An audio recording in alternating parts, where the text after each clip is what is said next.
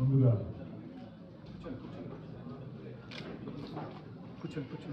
ఆంధ్రప్రదేశ్ రాష్ట్ర ప్రభుత్వం తరఫున పర్యాటక శాఖకి సంబంధించినటువంటి కార్యక్రమాలని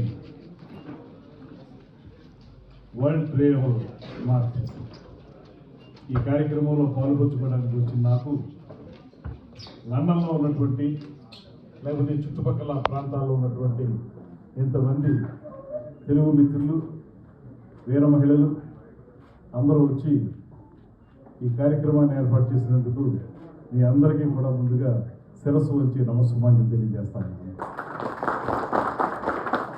చాలా సంతోషంగా ఉంది. కార్యక్రమంలో ఉదయం నుంచి సాయంత్రం వరకు కూడా అనేక విషయాల మీద చర్చించడం, ఆంధ్రప్రదేశ్ రాష్ట్రంలో పర్యాటక రంగాన్ని ఏ రకంగా అభివృద్ధి చేయాలనేటువంటి ఆలోచనలు చేయటం, ఇవన్నీ ఒక ఎత్తు అయితే రోజు కూడా నేను వచ్చిన దగ్గర నుంచి ఇప్పటి వరకు కూడా ప్రతి సాయంత్రం ఎవరో ఒక మన తెలుగు వాళ్ళు వచ్చి నాతో మాట్లాడి కాసేపు ముచ్చటించి వెళ్ళటం, అది ఏదైతే ఉందో అది 100% కూడా మనసుకి హాయిగా అనిపించినటువంటి అంశం.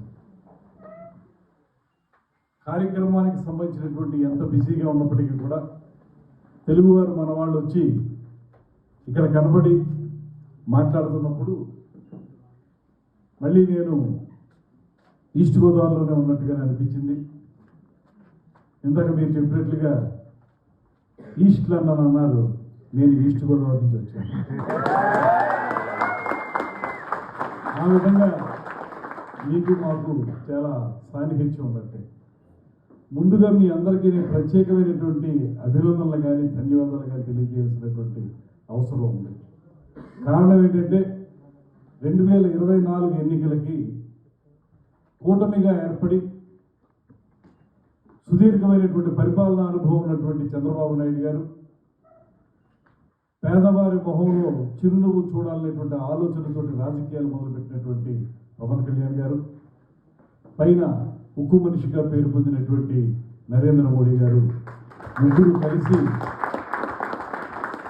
ఒక కూటమిని ఏర్పాటు చేసి ఆ కూటమి ద్వారా 2019 నుంచి 24 వరకు ఉన్నటువంటి ఒక దుర్మార్గమైనటువంటి ప్రభుత్వాన్ని, నియంతృత్వంతో ఉన్నటువంటి ప్రభుత్వాన్ని ఇంటికి సాగనంపి దాని స్థానే ఒక ప్రజాస్వామ్యయుతమైనటువంటి ప్రభుత్వాన్ని తీసుకురావాలని వారు ముగ్గురు కలిసి చేసిన ప్రయత్నంలో మేమందరం అక్కడ స్థానికంగా తెలుగుదేశం పార్టీ కానీ, జనసేన పార్టీ కానీ, భారతీయ జనతా పార్టీ కానీ, ఆయా పార్టీల్లో ఉన్నటువంటి నాయకులుగా కానీ కార్యకర్తలుగా కానీ మేము చేసినటువంటి కృషి ఖచ్చితంగా రాజకీయపరమైనటువంటి ఆలోచన మాకు ఉంటుంది కనుక, రాజకీయాల్లో పైకి వెళ్ళాలని ఆలోచిస్తాం కనుక ఆ కృషి మేము చేశాం.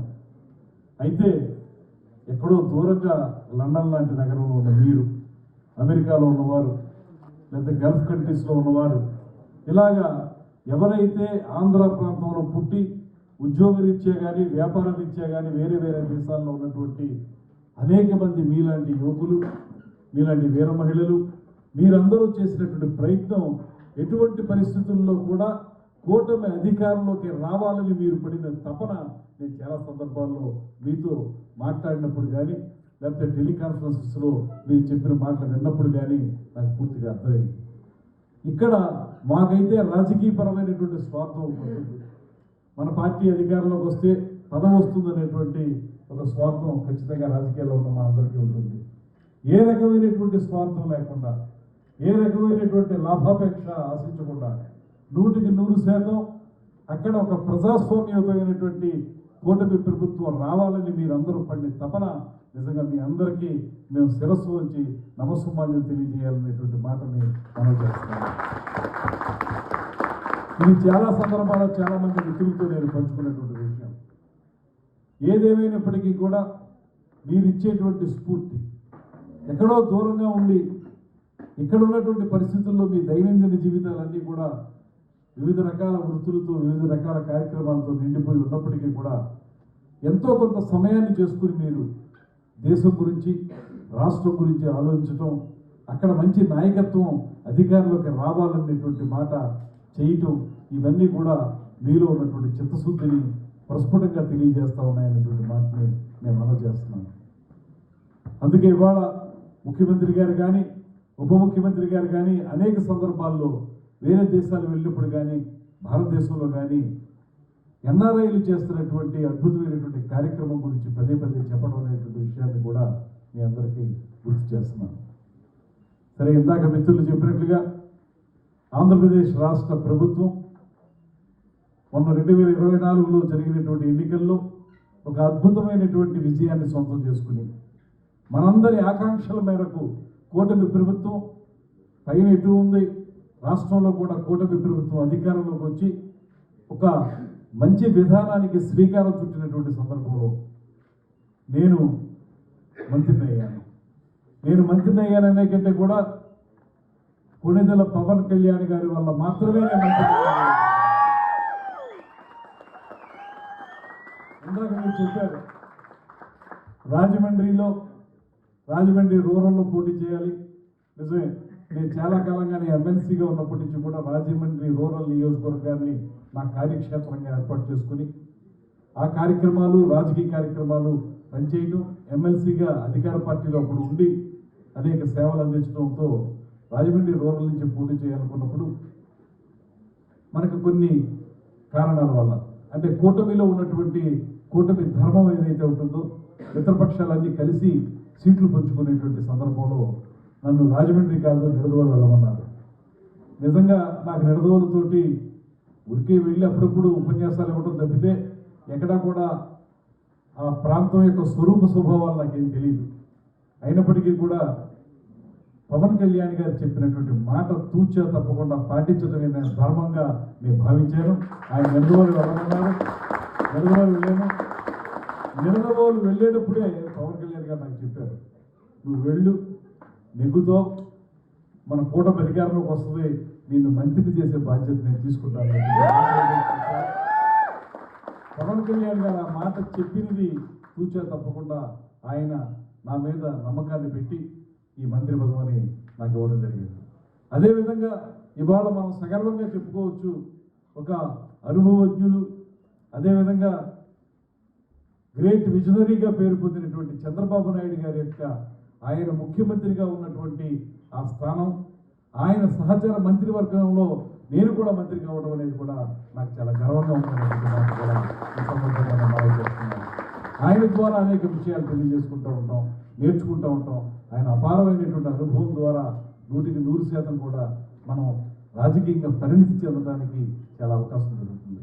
అందుకే పవన్ కళ్యాణ్ గారు పదే పదే ఎక్కడైనా సరే, ఏ సమావేశంలో అయినా సరే చెప్తున్నటువంటి మాట, ఒక దుష్ట పరిపాలన అంతమొందించాము అంటే అక్కడతో సరిపోదు, ఆ పరిపాలన మళ్ళీ తిరిగి రాకుండా ఉండాలంటే తక్కువలో తక్కువ 15 ఏళ్ల పాటు ఈ కూటమి ఇలా కలిసి ఉండాలి, కూటమి అధికారంలో ఉండాలనేటువంటి మాటని వారు చెప్పడం జరుగుతుంది. ఇవాళ ఈ రకమైనటువంటి వాతావరణం ఉన్న నేపథ్యంలో మీ అందరికీ కూడా నేను మనవి చేస్తున్నాను. ఇక్కడ కొంతమంది జయకుమార్ గారు లాంటి వారు గతంలో బర్లిన్లో జరిగినటువంటి మీటింగ్లో వారు కలిశారు. చాలామంది ఇక్కడ ఉన్నట్టు కూర్చున్న వాళ్ళలో చాలామంది మిత్రులు బర్లిన్లో కూడా నన్ను కలిశారు, మన నాగరాజు గారు కూడా కలిశారు. ఇలాగా చాలామంది అక్కడ మాట్లాడినప్పుడు మీరే గమనిస్తే అక్కడ ఈ బర్లిన్లో జరిగినటువంటి కార్యక్రమం కానీ, ఇవాళ ఇంగ్లాండ్లో జరుగుతున్నటువంటి ఈ కార్యక్రమం కానీ, ఇంకా వేరే దేశాల్లో జరిగిన కార్యక్రమాలు చూస్తే 2019-2024 మధ్యకాలంలో ఏనాడు కూడా మన ఆంధ్రప్రదేశ్ ప్రభుత్వానికి సంబంధించిన ఏ వ్యక్తి కూడా అంతర్జాతీయ స్థాయిలో ఆంధ్రప్రదేశ్ పర్యాటక రంగాన్ని అభివృద్ధి చేయడానికి ఏ సమావేశంలో కూడా పాల్గొనలేదనేటువంటి మాట అక్కడ వారు అందరూ చెప్పారు. మన ప్రభుత్వం అధికారంలోకి వచ్చిన తర్వాత మన కూటమి తరపున ఇవాళ పూర్తి స్థాయిలో ఆంధ్రప్రదేశ్ రాష్ట్రంలో పర్యాటక రంగానికి పెద్దపీట వేస్తూ దానికి ఒక ఇండస్ట్రీ హోదా ఇచ్చి, దాంతోపాటు పర్యాటక రంగంలో పెట్టుబడి పెట్టే వాళ్ళకి అనేక ఇన్సెంటివ్స్ ఇస్తూ రాష్ట్రంలో పర్యాటక రంగాన్ని అభివృద్ధి చేయడంతో పాటు ముఖ్యమంత్రి గారు చెప్తున్నటువంటి మాట, అంతర్జాతీయ స్థాయిలో అంతర్జాతీయ వేదికల మీద ఆంధ్రప్రదేశ్ ఉంది, ఆంధ్రప్రదేశ్లో ఈ రకమైనటువంటి పర్యాటక రంగానికి సంబంధించినటువంటి వెల్నెస్ సెంటర్స్ కానివ్వండి, ఎకో టూరిజం కానివ్వండి, అడ్వెంచర్ టూరిజం కానివ్వండి, మెడికల్ టూరిజం కానివ్వండి, ఇలాంటివి అనేక రకాల యాక్టివిటీస్ చేసుకోవడానికి ఆంధ్రప్రదేశ్ ఒక అద్భుతమైన ప్రదేశం అనేటువంటి మాటని అంతర్జాతీయ వేదికల మీద మనం ప్రస్ఫుటంగా చెప్పగలిగితేనే మన బ్రాండ్ ఇమేజ్ పెరుగుతుంది. లేకపోతే మనం చేసినటువంటి ఈ కార్యక్రమాల వల్ల మనం ఎక్కడున్నాం అనుకుంటే ఆంధ్రప్రదేశ్లో ఉన్నటువంటి ఎంతో పురోగతిని మనం అనేక వేదికల మీద చెప్పగలిగేలా ఉంటేనే అది సాధ్యపడుతుంది అనేటువంటి మాట నమ్మే మనకే ఇవాళ ఎక్కడ జరిగినా కూడా ఇలా వస్తున్నాం. రావడం మాత్రమే కాకుండా గడిచిన 2 రోజులుగా నిన్న ఈ రోజు కూడా అనేక మంది ఇన్వెస్టర్స్ తోటి, అనేక మంది ట్రావెల్ ఏజెంట్స్ తోటి వారందరితోటి మాట్లాడి ఆంధ్రప్రదేశ్ యొక్క గొప్పతనాన్ని వారికి తెలియజేయటం, ఈ కార్యక్రమాలు చెప్పడం ద్వారా పూర్తి స్థాయిలో మన పర్యాటక రంగాన్ని ముందుకు తీసుకెళ్ళడానికి ఒక ప్రయత్నం చేస్తూ ఉన్నాను. ఇది ఇక్కడికి నేను లండన్ వచ్చిన తర్వాత చేసినటువంటి కార్యక్రమాలు. రేపు కూడా ఈ కార్యక్రమం కొనసాగుతుంది. రేపు ఆ కార్యక్రమంలో పార్టిసిపేట్ చేసిన తర్వాత మరొక 1-2 రోజుల నుండి నేను 9వ తారీఖుని తిరిగి బయలుదేరుతాను. 10వ తారీఖున క్యాబినెట్ మీటింగ్ ఉంది, దాంట్లో పార్టిసిపేట్ చేయాలి కనుక వెళ్తున్నాను. ఏమైనప్పటికీ కూడా మీ అందరికీ కూడా నేను ప్రత్యేకంగా మనం చేసేది ఒకటే, రాజకీయంగా మనం ఇవాళ మీరు చేస్తున్నటువంటి ఆలోచన ఏదైతే ఉందో, అదేవిధంగా ఆంధ్రప్రదేశ్లో పవన్ కళ్యాణ్ గారు, చంద్రబాబు నాయుడు గారు కలిసి ఆలోచించుకుంటూ ముందుకు వెళ్తున్న విధానం ఏదైతే ఉందో అది 100% కూడా మన ఆంధ్ర ప్రాంతంలో ఉన్నటువంటి ప్రజలందరికీ ఉపయోగపడేటువంటి కార్యక్రమాలు ముందుకు వెళ్తాయనేటువంటి మాటని మీకు మనం చేస్తున్నాను. వాటిని నిలబెట్టుకోవాలి. ఆ ప్రభుత్వం అలా నిలబడాలి. ఆ ప్రభుత్వం 10 కాలాల పాటు ప్రజలకి సంరక్షకులుగా ఉండాలి అనేటువంటి మాట ఉంటే మనందరం కలిసి దానికి సహకరించాల్సినటువంటి అవసరం ఉంది. మీరు చంద్రబాబు నాయుడు గారి యొక్క పరిపాలనా దక్షత మీకు తెలుసు, ఆయనకు అపారమైన అనుభవం ఉంది. పవన్ కళ్యాణ్ గారు మొట్టమొదటిసారిగా ఉప ముఖ్యమంత్రి అయ్యారు, మొట్టమొదటిసారిగా వారు ఎమ్మెల్యే అవ్వడం జరిగింది. కానీ ఒక రకంగా మీరు చూస్తే పవన్ కళ్యాణ్ గారు కూడా చేసేటువంటి కార్యక్రమాలు ఇవాళ గ్రామ సీమల్లో ఆయన పంచాయతీరాజ్ శాఖ ద్వారా గ్రామ సీమలను అభివృద్ధి చేయడం కానివ్వండి, తాగునీటిని ఏర్పాటు చేయడం కానివ్వండి, జల్ జీవన్ మిషన్ ద్వారా ఇతరత్ర ఫారెస్ట్ డిపార్ట్మెంట్కి సంబంధించి ఎకో టూరిజంను డెవలప్ చేయడం కానివ్వండి, ఇలాంటివన్నీ ఆయన అతి కొద్ది సమయంలోనే పూర్తిగా ఆకలింపు చేసుకుని, అవగాహన చేసుకుని, అధ్యయనం చేస్తూ, నిరంతరం అధ్యయనం చేస్తూ ఇవాళ ఉన్నటువంటి మంత్రుల్లో బెస్ట్ మంత్రిగా ఆయన పేరు తెచ్చుకున్నారు. దానికి ఆయనకు ఉన్నటువంటి చిత్తశుద్ధి, పేద ప్రజల కోసం నిరంతరం తపన పడేటువంటి వ్యక్తి శ్రీ పవన్ కళ్యాణ్ గారు. అందుకే ఎక్కడ ఏ చిన్న కార్యక్రమం అయినా సరే అది ప్రజలకు ఉపయోగపడుతుందా లేదా, పేదవారికి చేసే పని ఉపయోగపడుతుందా లేదా అని ఆలోచించేటువంటి వ్యక్తి పవన్ కళ్యాణ్ గారు. నిజంగా నా రాజకీయ జీవితంలో నేను విద్యార్థి దశ నుంచి కూడా రాజకీయాల్లో ఉన్నాను. నేను కళ్ళు తెరిచే నాటికే మా తాతగారు ఎమ్మెల్యే రాజమండ్రికి 3 సార్లు మున్సిపల్ చైర్మన్ చేశారు, ఒకసారి ఎమ్మెల్యే చేశారు. చిన్నప్పటి నుంచి రాజకీయాలంటే చాలా ఆసక్తితో ఉండి కాలేజీ రోజుల్లోనే నేను విద్యార్థి నాయకుడిగా, కాలేజీ స్టూడెంట్స్ యూనియన్ ప్రెసిడెంట్గా అనేక బాధ్యతలు, తర్వాత వివిధ రాజకీయ పార్టీల్లో పనిచేసి ఎంతో కాలంగా ఈ రాజకీయాల్లో ఉన్న నాకు నేను ఒక్క మాట మాత్రం మనస్ఫూర్తిగా చెప్తాను. ఇవాళ ఒక పక్కన చంద్రబాబు నాయుడు గారు, ఒక పక్కన పవన్ కళ్యాణ్ గారు, వీరిద్దరి నాయకత్వంలో నేను ఇవాళ మంత్రిగా ఉండటం అనేది నా పూర్వజన్మ సుకృతం. నా పూర్వజన్మ సుకృతం అనేటువంటి మాటని ఖచ్చితంగా చెప్పగలను. వేరే వేరే చోట్ల వేరే వేరే రకాలుగా పదవులు చేయొచ్చేమో కానీ వీరిద్దరి మధ్య నిలబడి మనం వారి అడుగుజాడల్లో నడుస్తూ పనిచేయడం అనేటువంటిది చాలా ఆనందదాయకమైనటువంటి అంశంగా మీ అందరికీ నేను మనవి చేసుకుంటున్నాను.